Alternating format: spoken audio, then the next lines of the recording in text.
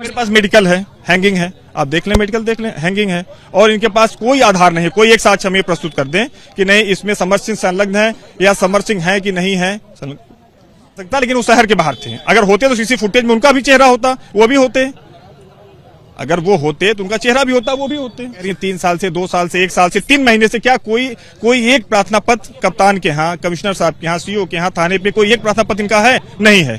आरोप लगा देना दूसरे को, माँ को, बाप को, आसान है। आप निर्दोष साबित होंगे ये 14 दिन के पहले हमको लगता है कि इनकी बेल हो जाएगी।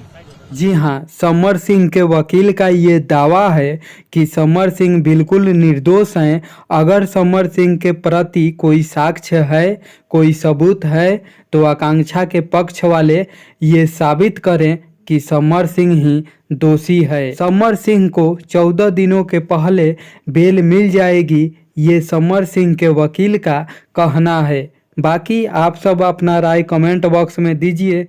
वीडियो देखने के लिए धन्यवाद।